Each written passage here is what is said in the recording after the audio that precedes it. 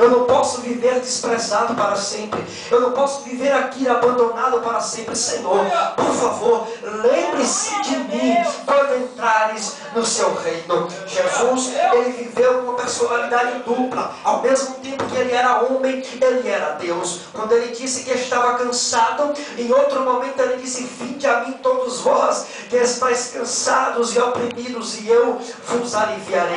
Pensando nisso, eu quero fazer uma pergunta para vocês.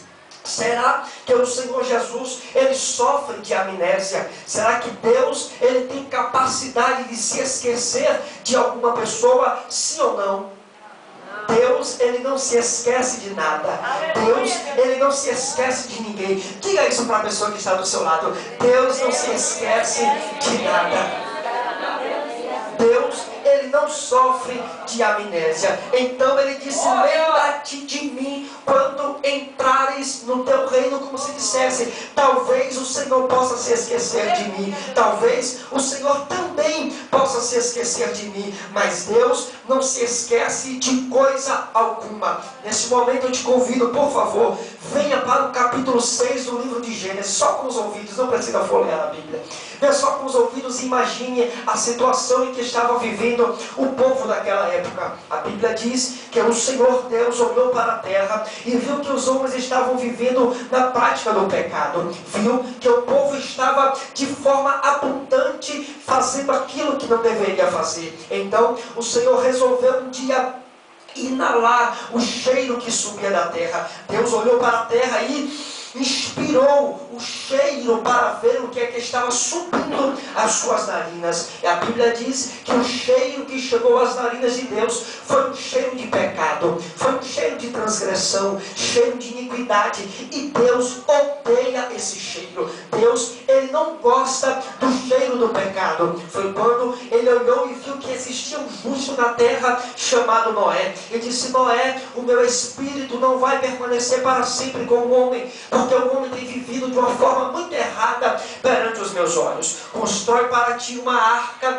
põe dentro da arca a tua família, porque eu vou destruir todo ser vivente que existe na face da terra. Vou te dar um prazo, Noé, 120 anos será o período que você terá para construir a arca. E a Bíblia diz que Noé começou a construção da arca. Ele começou a construção da arca. 120 anos depois, o Senhor disse: Noé, chegou o momento, aleluia, de eu fazer justiça sobre este povo. Entra na arca. E a Bíblia diz que Noé pegou a sua esposa, os seus 3 filhos e as suas 3 noras. Noé, a esposa, 3 filhos e 3 noras, daria um total de 8 pessoas. 8 pessoas apenas foram salvas. Quando Noé entrou na arca, a Bíblia diz que com ele entrou cerca de 4.000 espécies de animais. 4.000 vezes um par de cada espécie daria um total de 8.000 animais dentro de uma arca. 8.000 dividido para 8 pessoas seria 1.000 animais para cada pessoa cuidar diariamente. Para se cuidar de 8.000, de 1.000 animais diariamente, é necessário 14 a 16 horas de trabalho diários para manter a arca limpa. Observe, Noé estava salvo. Noé não iria morrer, mas ele precisava manter a arca limpa. Se Noé um dia resolvesse fazer ponto facultativo e não trabalhar, 1 tonelada de excrementos se juntaria dentro daquela arca. Seria 1 tonelada de fezes. Imagine a situação que Noé estava passando. E quando lemos a Bíblia, nós achamos que Noé ficou 15 dias, 1 mês, 1 semana dentro da arca. Mas eu quero dizer para vocês que Noé ficou cerca de 1 ano e 1 mês dentro da arca, trabalhando 16 horas de trabalho por dia, sem poder ver a luz do sol, sem poder ir ao cinema para assistir Titanic, sem poder ir ao cinema, sem poder ir no Bob's para tomar um milkshake,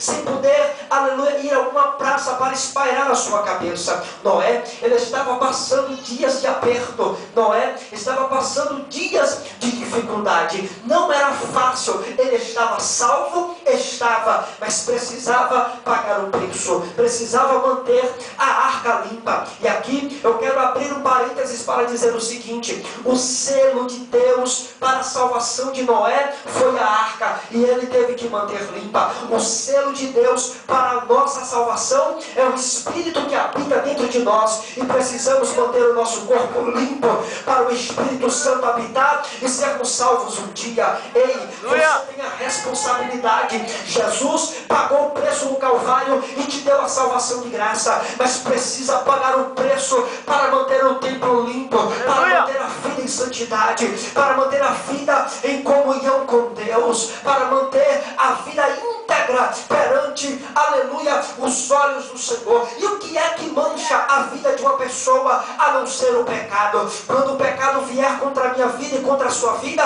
você deve estender a mão para ele e dizer: para, porque eu sou o templo do Espírito de Deus. Mas parece que hoje em dia, ao invés das pessoas darem a mão assim, estão dando a mão assim, dizendo: faça parte da minha vida. Mas a igreja do Senhor, ela não coopera com o pecado. A igreja do Senhor, ela não estende a mão para abraçar, ela estende a mão para recusar, porque se ela se contaminar no grande dia, ela não será salva. Mas eu acredito que aqui nesta noite tem pessoas que querem ser salvas no dia do arrebatamento. Deixa eu ver se tem alguém querendo ser salvo aqui.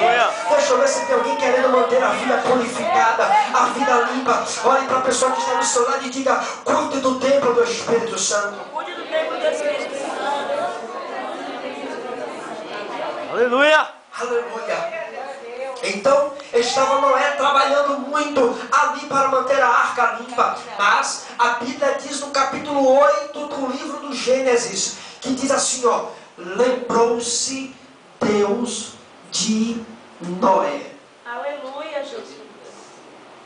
Deus se esquece ou não? Esquece não? Gênesis capítulo 8. Lembrou-se Deus de Noé. Deus se esquece ou não? Diga para você que está do seu lado: Deus nunca se esquece. Deus nunca se esquece. Aleluia.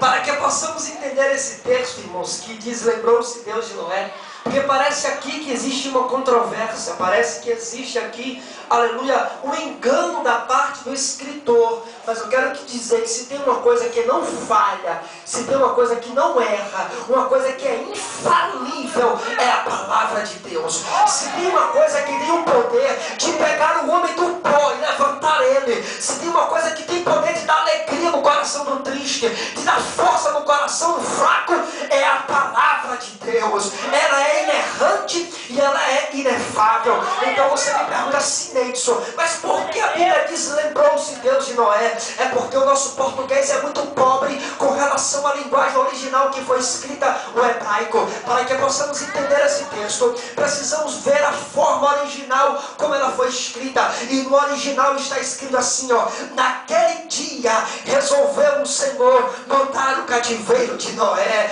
Naquele dia Deus resolveu mudar a sorte de Noé. Naquele dia o Senhor vai fazer começar as águas minguarem para Noé ter vitória. Ei, sabe o que eu quero dizer? Deus vai resolver mudar a tua sorte, vai mudar o teu cativeiro, mudar a direção da tua história. Ele vai abrir a porta que está fechada, ele vai curar a enfermidade, ele vai trazer o filho para a presença do Pai, ele vai fazer um milagre acontecer, porque eu creio que ele se lembrou da igreja evangélica Mover de Deus aqui no bairro de Macaúba, e ele vai mudar a sorte, vai mudar o cativeiro. Se aplaudiu Jesus, aplaude com força, dando glória a Deus e aleluia. O cantor havia sabe comandária.